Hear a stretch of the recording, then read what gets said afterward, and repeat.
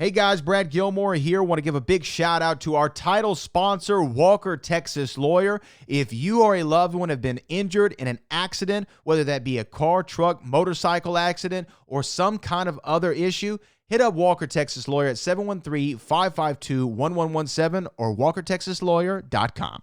Oh, Brad, what have you done now?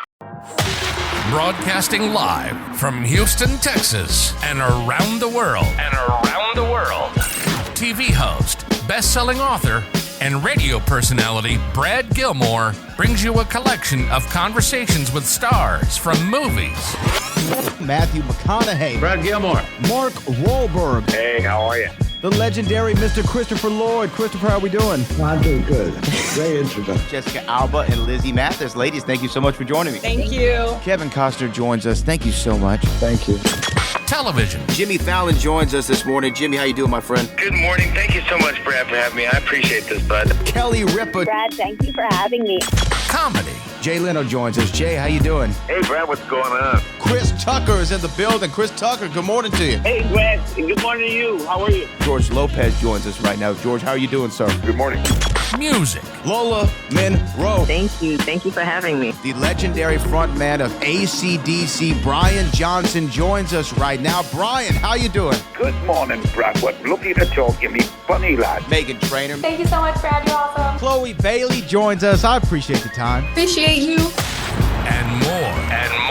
This is The Collection. Now your host, The Boat. Brad Gilmore!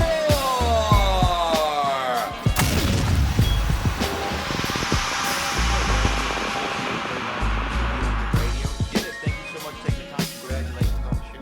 Oh, thanks for having me, Brad. Hey, you know what? I wanted to talk to you about, obviously, everything that has to do with this show.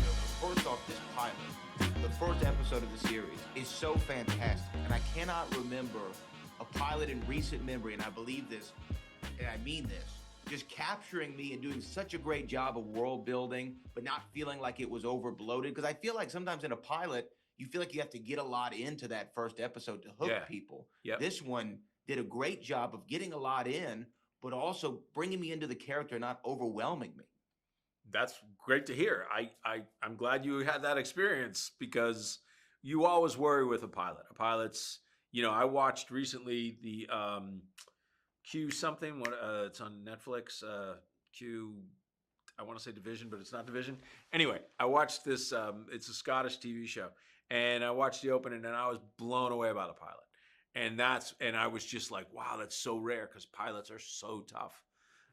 So for you to say that to me, thank you. It means a lot.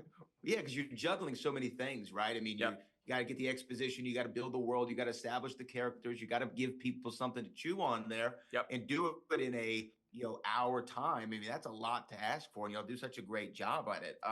Thanks. I wanted to really ask. Obviously, I know it's based on the Firebug podcast series and the real life things that happened, in real characters and what have you. But what was the point of, I guess, lack of a better term, what was the point of origin for you for this exact story that made you want to tell this in this way?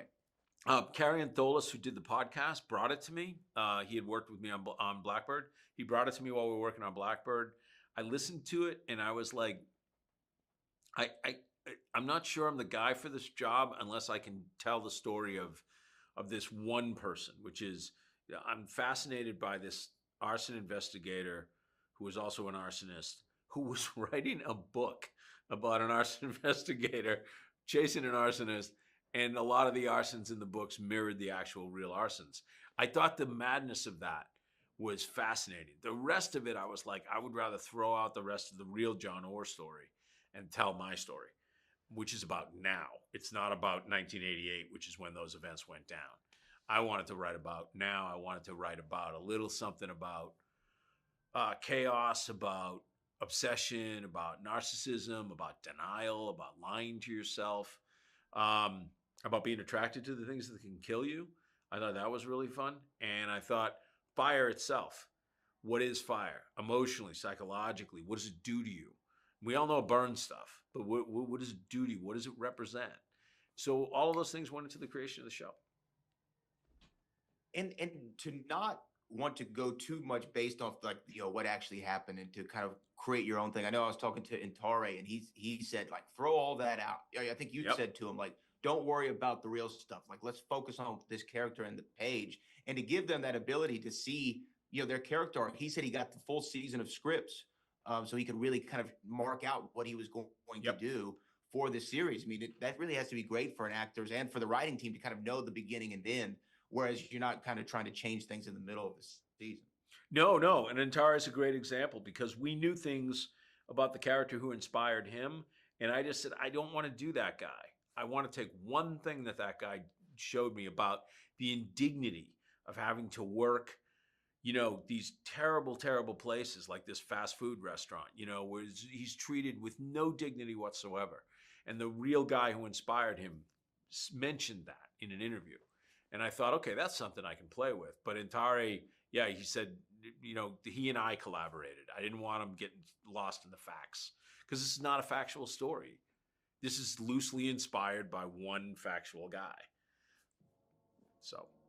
Well, I will tell you, it was phenomenal. I love the show. I hope everybody goes out and supports it because it was really, really great. And I appreciate you taking the time today. Thank you so much. Thank you. Have a good one. You too.